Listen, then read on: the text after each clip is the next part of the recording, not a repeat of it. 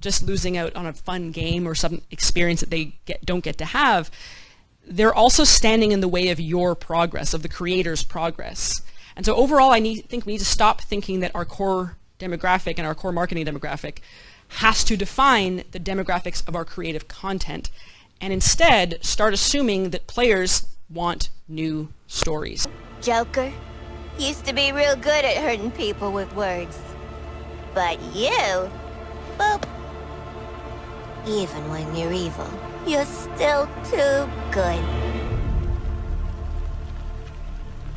You had a good run, Brucey.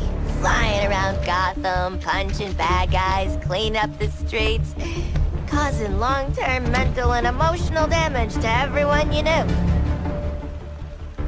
It's our turn now. After all we've been through. Bet you didn't think it'd be me at the end, huh, Vince? Are we done with your bad stand-up routine? Almost. But you always gotta end on your best joke.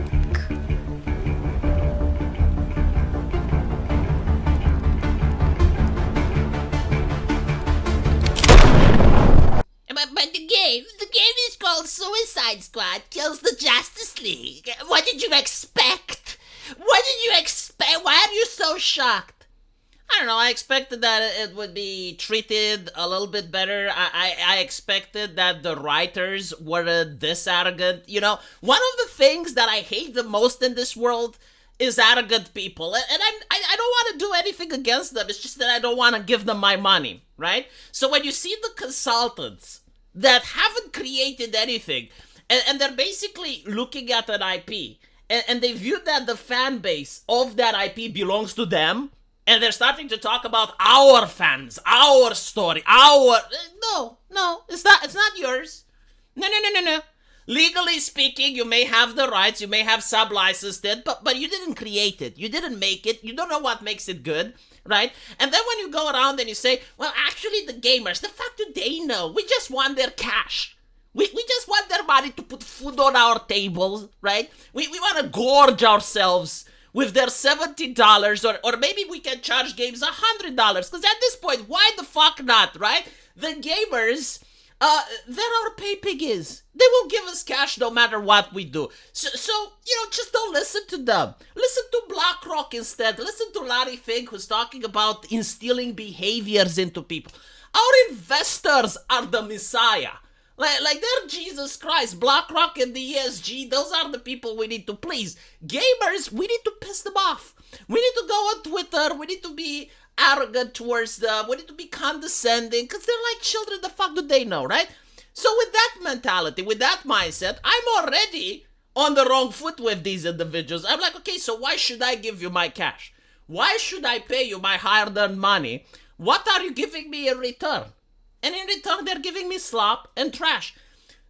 The thing with Batman getting killed is not that like, okay, well, congratulations, you killed Batman, okay? That's not the issue. Anyone can do it. Any person that writes fan fiction can do it.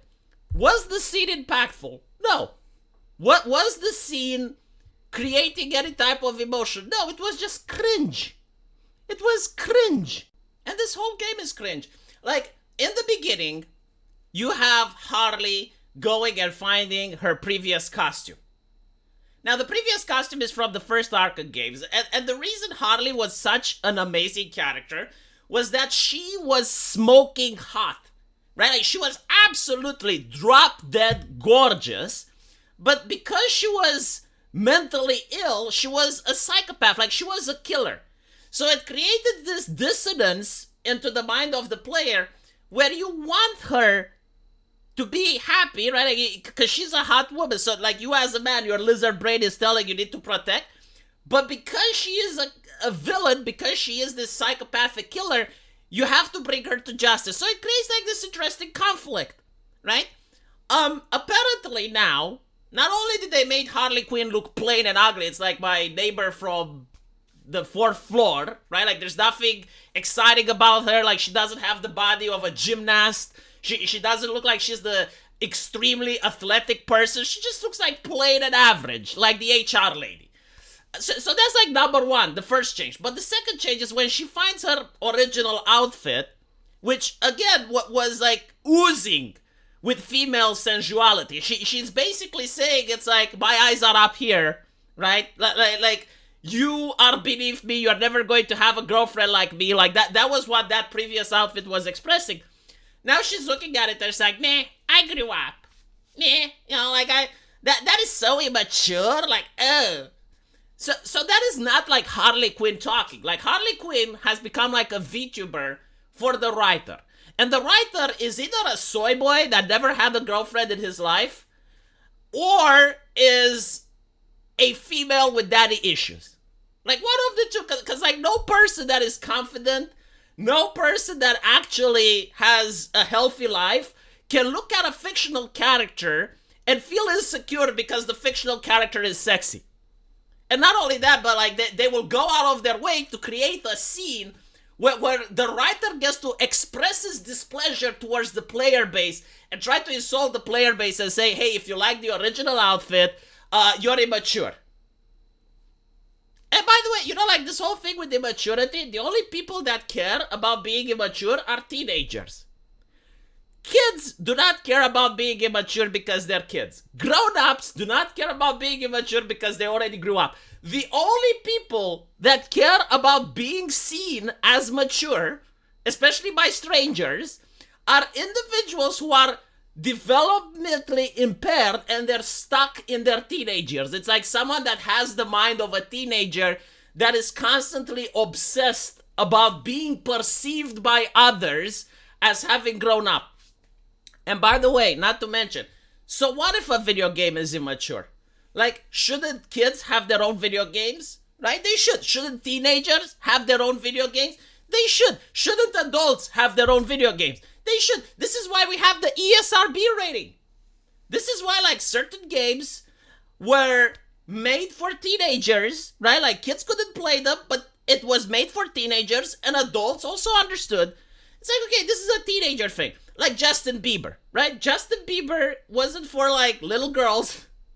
It wasn't for adults either. It was, like, for a specific niche of the population that were teenagers. But for some reason now, everything that is marketing to teenage boys, like everything that's shonen, is considered evil. It's considered wrong. It's like if you're a teenage boy that is into shonen, then there is something wrong with your brain. Like there is something wrong with your mind, and society has to fix it. And this is done to demoralize young men.